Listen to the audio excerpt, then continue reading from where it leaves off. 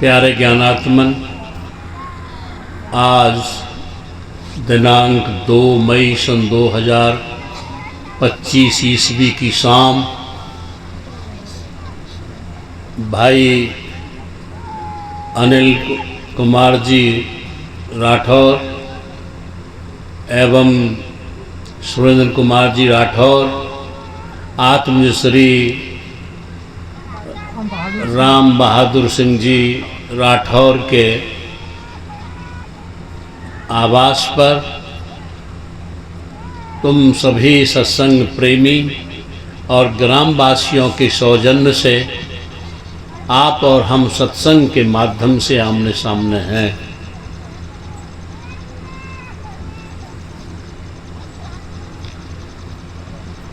आप पहली बार, शायद मैं भी पहली बार आया हूँ, नया नाम सुनते होंगे राधा स्वामी। राधा स्वामी कोई आदमी का नाम नहीं है। राधा कहते हैं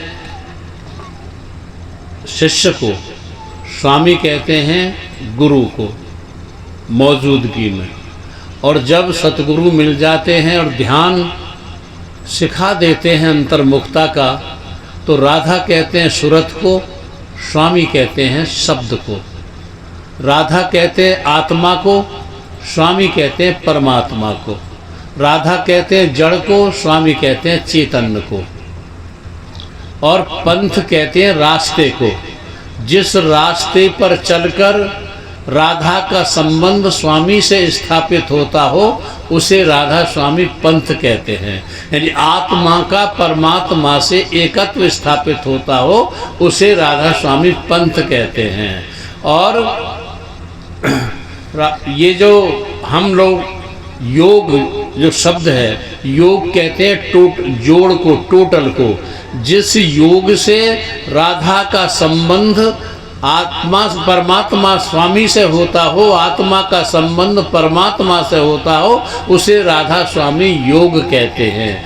और राधा स्वामी आत्मा परमात्मा, चाहे वो हिंदू है, मुसलमान है, ईसाई है, पारसी है, यहूदी है, जरथुस्ती है, कोई भी है, सभी के भीतर आत्मा परमात्मा की मौजूदगी होती है। इसलिए राधा स्वामी नाम कोई नया वो नहीं है जिससे तुमको वो हो संदेह हो।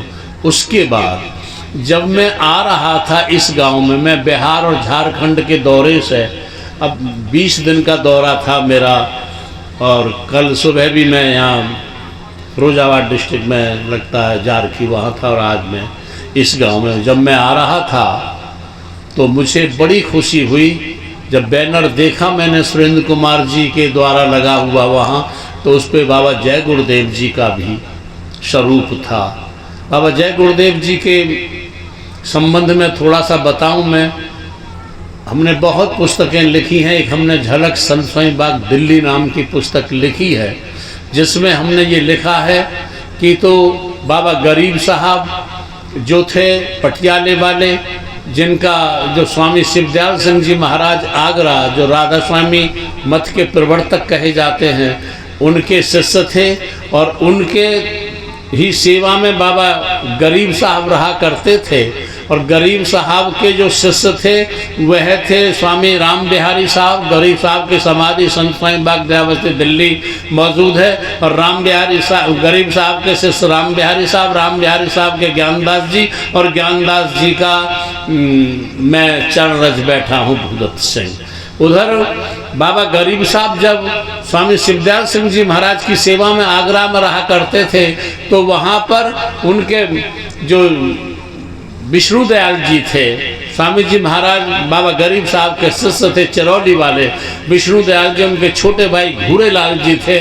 और घूरे लाल जी के शिष्य जय गुरुदेव जी, जो तुलसी साहब के नाम से, तुलसीदास जी के नाम से, वो उनके शिष्य हैं। इसलिए जय गुरुदेव से मेरा पार रूहानियत का मेरा संबंध है। एक ही ऊर्जा मुझे और उनको मिलती है। और मैं जब उनकी मौजूदगी थी मथुरा जाया करता था, उनके मुझे सब लोग जानते हैं, और वो तो आगे की बात है। तो मेरा ये भी परिवार यहाँ मिला, बहुत खुशी मुझे हुई। अब बात करते हैं सत्संग की। देखिए, आज के आधुनिक और वैज्ञानिक युग में किसी भी वैज्ञानिक ने कहीं भी किसी भी देश में कोई आविष्कार किया है तो वह प्रसार माध्यमों से हम तुम तक आ जाता है।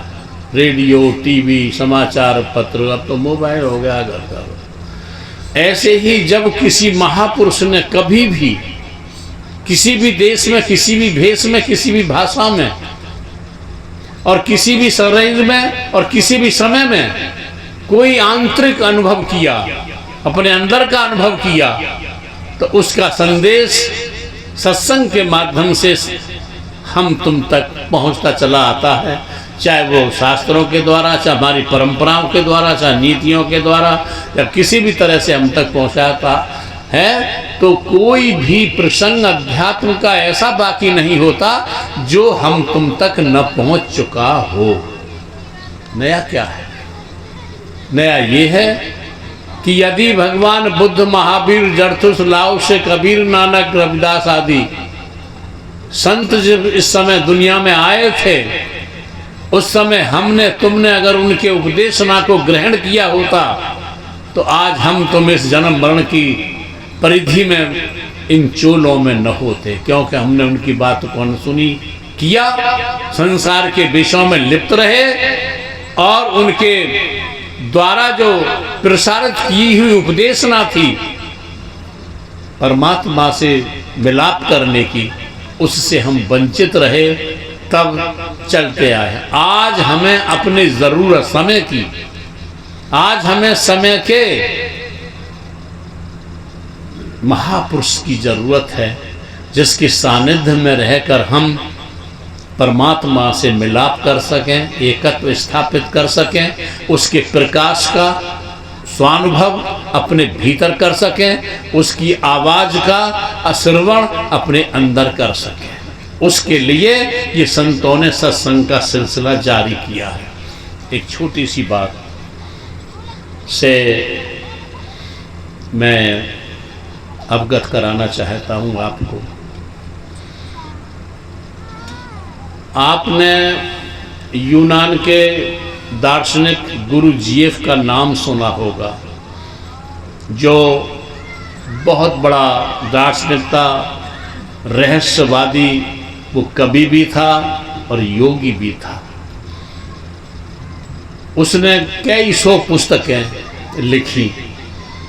एक दिन वो जा रहा था एक गांव की गली में, एक बच्चा अपने घर से दीपक जलाकर अपने हाथे ढेर पर को ले जा रहा था। घर से हाथे ढेर पर को ले जा रहा था। रास्ते में गुरुजेफ मिला। जो लोग थोड़े से शब्दों को, शास्त्रों के शब्दों को अपने भीतर जमा कर लेते हैं, कंठस्थ करके, याद करके, फिर उन शब्दों को बाहर निकालने की अवसर तलाश किया करते हैं। तो ऐसे ही गुरुजेफ ज्ञानी था, अपने उसे चाहिए कोई ना कोई माध्यम अपनी बात करने का, तो उसने उस बच्चे को रोका जो दीप जलाकर ले जा रहा था। रोका और रोकने के बाद में कहा, भैया ठहरो जरा। बच्चा रुका।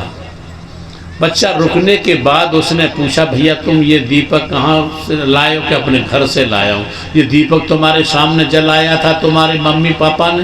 कि हाँ। अच्छा, तो अब तुम इसे अपने हाथे को ले जा रहे हो? कि हाँ। कि बेटा एक बात बताओगे, ये दीप जो तुम्हारे सामने जलाया था तुम्हारे माता पिता ने, सब तुम्हारे सामने हुआ था? कि हाँ। क्या मुझे बताओगे कि इस दिए में ज्योति कहाँ से आई? जब एक बहुत बड़े विद्वान ने, जो शब्दों का बहुत बड़ा रचयिता था, उसने ये पूछा कि इस दीपक में ज्योति कहाँ से आई, तो बच्चा संस्कारवान घर का था। बच्चे दो तरह के घरों के होते हैं। एक तो वो घर होते हैं जिनमें शाम को माँ और बाप शराब पीकर, मांस खाकर, जुआ खेलकर, व्यभिचार कर युद्ध करते रहते हैं, और उनके युद्धों को, वाक्य युद्धों को संतान बच्चे देखते रहते हैं। वो भी ऐसे ही भाषा सीख जाते हैं और ऐसे ही संस्कार अपने भीतर भर लेते हैं। एक घर ऐसे होते हैं जिन घरों में अध्यात्म धर्म ग्रंथों का अध्ययन किया जाता है, शाम को आरती पूजा भजन करके बैठते हैं, आरती पूजा में बैठते हैं और अच्छे अच्छे महान पुरुषों की वाणियों की उपदेशना आपस में दोहराते हैं, तो बच्चे उनको सुनते हैं तो वो भी बच्चे संस्कारवान बन जाते हैं। तो वो बच्चा संस्कारवान था।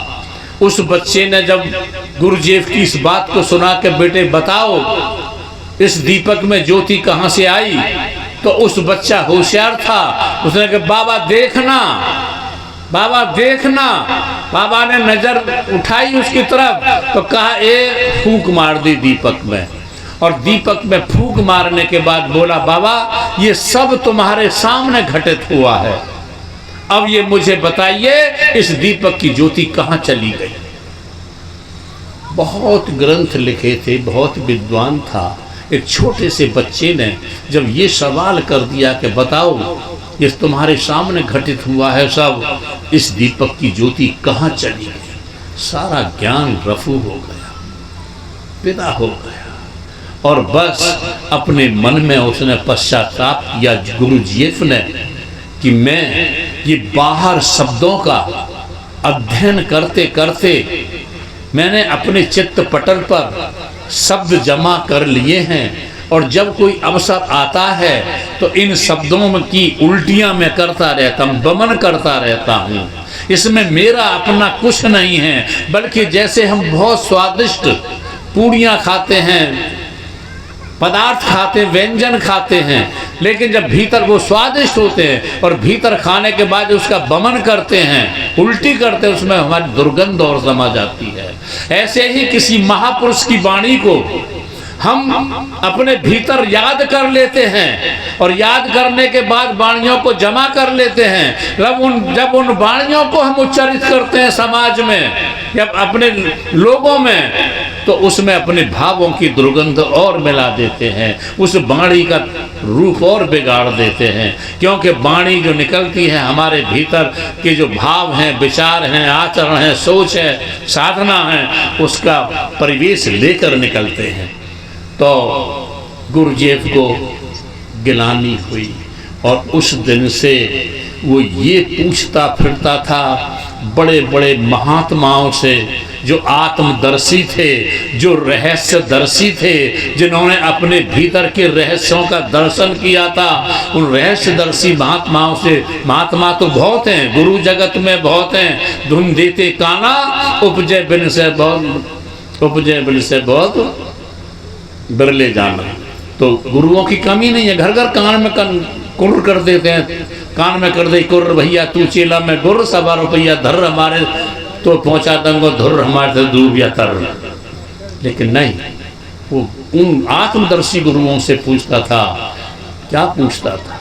वो पूछता था ये हम और तुम ये माटी के दिए हैं, हम और तुम माटी के दिए हैं, ये शरीर हमारा माटी का दिया है, और इसमें हमारी जीवंतता की ज्योति जल रही है, और इस जीवंतता की ज्योति के लिए जो भी हमारे शरीर के अवयव हैं, जो गुप्त अंग हैं हमारे, वो सारे मौजूद हैं। लेकिन इस माटी के दिए में ज्योति कहाँ से आई? ये सवाल उस गुरुजीएफ के लिए नहीं था, ये हमारे तुम्हारे सब के लिए है। आप इस बात को छोड़ते हुए कि आप मुसलमान हैं, ईसाई हैं, पारसी हैं, बौद्धिस्ट हैं, यहूदी हैं, कन्फ्यूशसी हैं, या सनातनी हैं, या वेदांती हैं, या आर्य समाजी हैं, या मतलब आप किसी भी कबीरपंथी हैं, नानकपंथी हैं, सबको छोड़ते हुए आप ये देखें कि इस माटी के दिए में ज्योति कहाँ से आई। और जब तेल चुक जाता है इस दिए का, ये ज्योति कहाँ चली जाती है? ये सवाल तुम्हारे हमारे सामने है। शायद आप ये कहोगे कि भूदत्त सिंह आए हैं, ये सवाल खड़ा कर दिया, लेकिन इसकी मीमांसा हमारे लिए क्या होगी? हाँ देखो, संतों ने कहा है कि body is the temple of God, ये शरीर परमात्मा का मंदिर है, ये मानवीय कृत नहीं है, ये परमात्मा के द्वारा प्रदत्त है, हम तुमको मिला हुआ है। और परमात्मा ये शरीर रूपी मंदिर में निवास करता है और परमात्मा प्रकाश स्वरूप है, शब्द स्वरूप है, आवाज स्वरूप है। और प्रकाश का कोई चित्र या आकृति या रूप नहीं होता, शब्द का आवाज का कोई चित्र या आकृति नहीं होता। उस प्रकाश का और उस शब्द का आवाज का हम प्रैक्टिकल सूत्र कैसे करें, और इस शरीर में जो हमारी चेतना है ये प्रवाहित कैसे हुई, शिखर से नाखून तक ये चेतना का जो प्रवाह है ये कैसे हुआ। और जब हम शरीर छोड़ना जिसे कहते हैं, सबसे हमारे पैर ठंडे हो जाते हैं, पैर ठंडे हो जाते हैं, सिमटाव हो जाता है, ये कैसे होता है। तो इसके बारे में हमने लिखा है, कई जगह लिखा है अपनी पुस्तकों में। तो एक राधा स्वामी शिवदयाल सिंह जी महाराज के शिष्य पदम दास थे, और पदम दास जी ने पदम सागर लिखा, और पदम सागर में उन्होंने सूरत का चेतना का उतार, शरीर में इस चेतना का उतार शिखर से नाखून तक कैसे हुआ ये लिखा है। उसे मैं आपके बीच में दोहराता हूँ। उन्होंने लिखा है, एक सिंधु देश अनाम अवगत रूप रेखा तहाँ नहीं, अंदर 10वें द्वार में, हमारी दोनों भवों के ऊपर के नीचे के हिस्से को 9 द्वार कहते हैं। 2 आंखों के द्वार, 2 कान के, 2 नाक के, मुख का, गुदाकार, जनेंद्रिय का।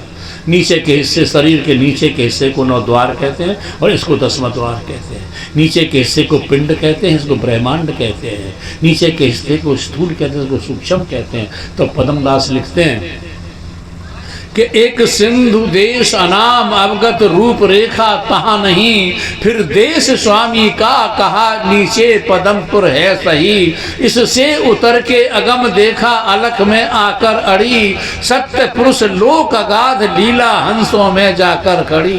भमरपुर आई उतर कर बंसी की धुन तहाँ सुनी, महाशून्य से नीचे चली 10 द्वार पर किंगरी गुनी। त्रिकुटी पर लीला अदब देखी, ओम धुन सुनती भई, सहस दल पे कमल नरखा शंख धुन घंटा सोई। पदम दास तिल तीसरे में सुरत आकर थिर रही, फिर नेत्र दोनों में उतर के पिंड में खूब बह रही। ये हमारे शरीर में ये चेतना का उतार है, ये हमारे शरीर के दिए में, हमारे शरीर के दिए में ये ज्योति का प्रादुर्भाव है।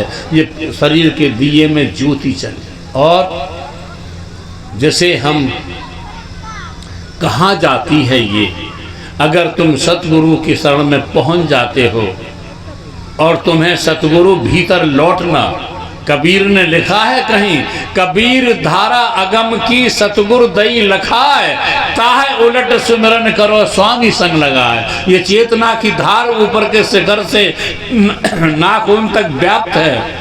अब अगर तुम सही जीवन जीने की दिशा जानते हो सतगुरु के द्वारा, तो इस जहाँ से आई है वहाँ को लौटो, उल्टो।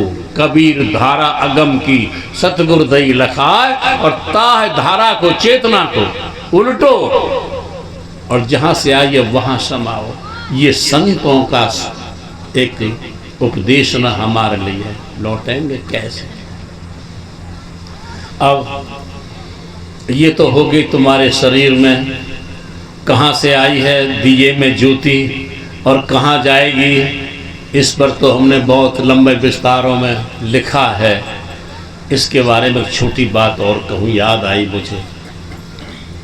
कबीर मंशूर में जिक्र किया गया है, एक नदी के किनारे पीपल का पेड़ था, और उस पीपल के पेड़ के नीचे कुआं था। जैसे हमारे धर्मावलंबी लोग परमार्थ सेवा के लिए धर्मशाला बनवाते हैं, दूसरों के हित के लिए, कल्याण के लिए काम करते हैं, तो किसी ने वहाँ पर पीपल का पेड़ लगाया, धर्मशाला बनाया, और कुआं भी खोदा, वहाँ कुआं भी बनवाया। तो उस नदी के किनारे कुआं था, पीपल का वृक्ष था, उस पर बंदर रहते थे। जब बंदर रहते थे तो बंदरों में से वहां उछल कूद करते थे। एक बंदर का बच्चा बंदरी से छूटकर उस कुएं में गिर पड़ा। बहुत ज्ञानी है दुनिया में, कोई कमी नहीं है, बहुत ग्रंथ हैं, बहुत सिद्धांत हैं, बहुत मान्यता है, बहुत परंपराएं हैं, बहुत नीतियां हैं, बहुत धारणाएं हैं, बहुत व्याख्याएं हैं। कुआं में बच्चा गिर गया बंदरी का। जैसे हम तुम अपनी बातचीत करने के लिए अपनी भाषा बना लेते हैं। हम हिंदुस्तान में रहते अपनी बातचीत हिंदी में करते हैं, ब्रिटेन में अंग्रेजी में करते हैं, फ्रेंच में करते हैं, अरबी में करते हैं। तो मनुष्यों ने अपने भावों की अभिव्यक्ति करने को भाषा बना ली है, उन भाषाओं से अपने भावों को अभिव्यक्त करते हैं। ऐसे ही पशुओं की, पक्षियों की, कीड़े मकोड़ों की अपनी अपनी भाषा होती है। जब उस बंदरी का बच्चा कुएं में गिर गया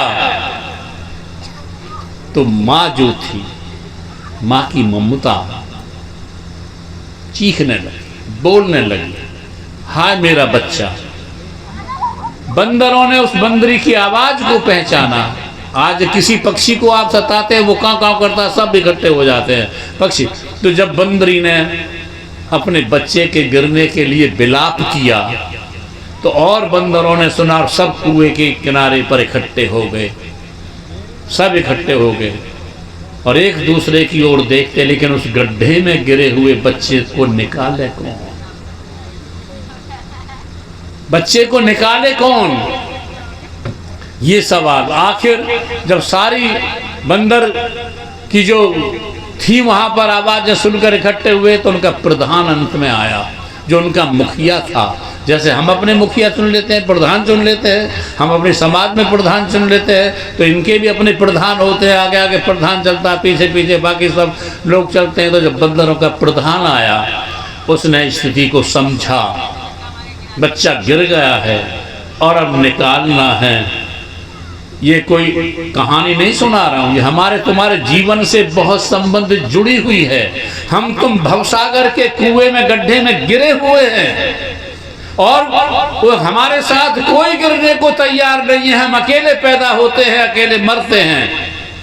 ना हमारे साथ हमारी जाति पैदा होती है, ना हमारा समाज पैदा होता है, ना हमारा धर्म पैदा होता है, ना हमारा ये देव पैदा होता है हमारे साथ। हम अकेले पैदा होते हैं और यहाँ आकर के हमारी जाति, संप्रदाय, मत, मजहब, देश और भाषा और सारे हमारे संबंधी, माता पिता और सब बन जाते हैं।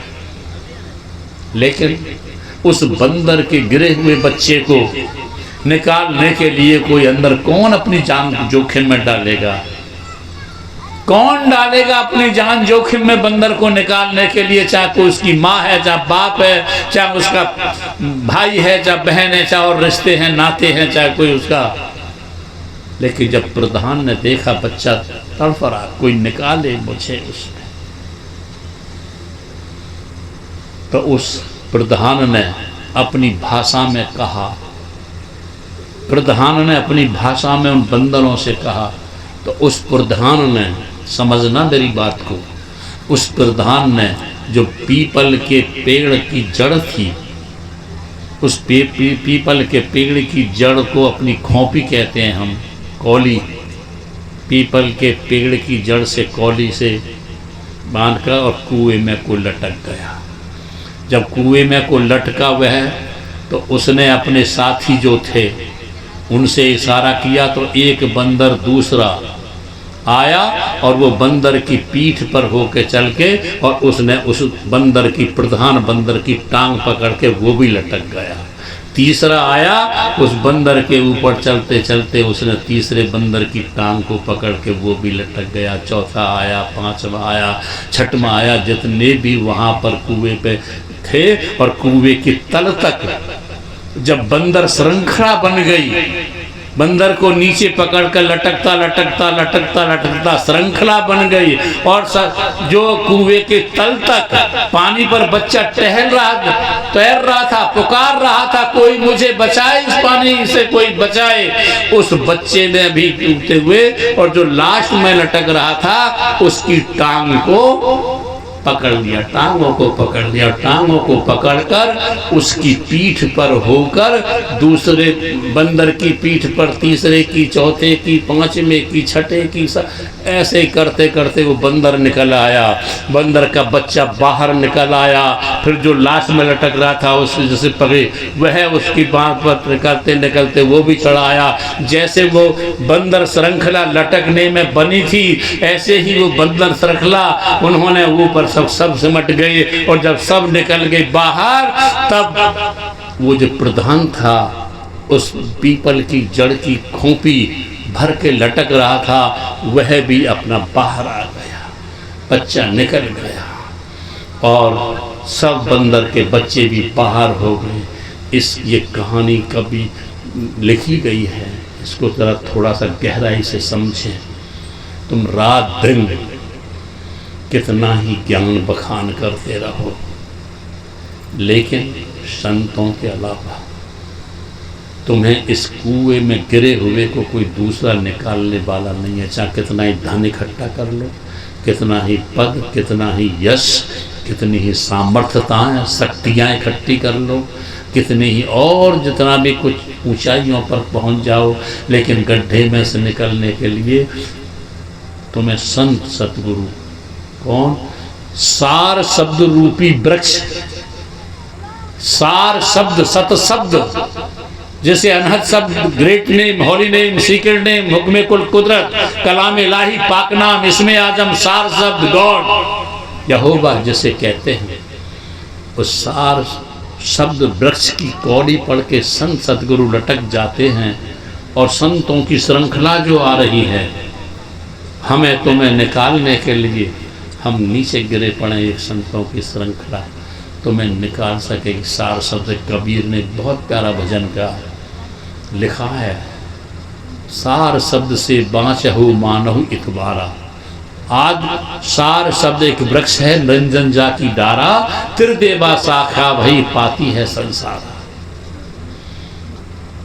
ब्रह्मा ने वेद सही किया, विष्णु ने योग पसारा, और ब्रह्मा ने वेद सही किया, शिव ने योग पसारा, और विष्णु ने उत्पत्ति करी ई उरले व्यवहारा। सचखंड तक सचखंड है देश तुम्हारा, और बिना सतगुरु जो सार शब्द अंतर्मुखी इंट्रोवर्ट न होगा तब तक तुमको देश में पहुंचने के लिए कोई युक्ति नहीं मिलेगी। आप जाओ, किसी पूरे गुरु से मिलो और अपने भीतर लौटो, और लौट करके सार शब्द जहां से तुम्हारा नीचे को विस्तार हुआ है बस अपने मूल स्रोत में समा जाओ। ये तुम्हारा मानव धर्म है, ये तुम्हारी आज की ज़रूरत है, और यही सत्संग संतों के उपदेशना की एक सिलसिला है। और बस मैं इन्हीं शब्दों के साथ ज़्यादा लंबी बात नहीं करूँगा, क्योंकि हमारे साथ बहुत लोग हैं जो भजन भी सुनाते हैं, गाते हैं।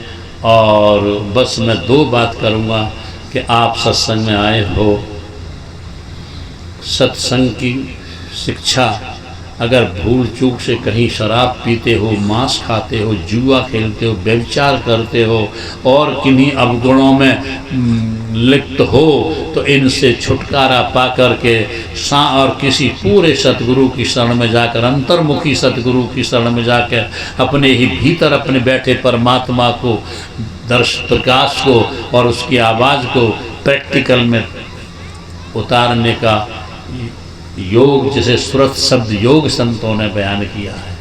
पहले ज़माने में अष्टांग प्राणायाम योग, अष्टांग योग, हठ योग आदि हुआ करते थे।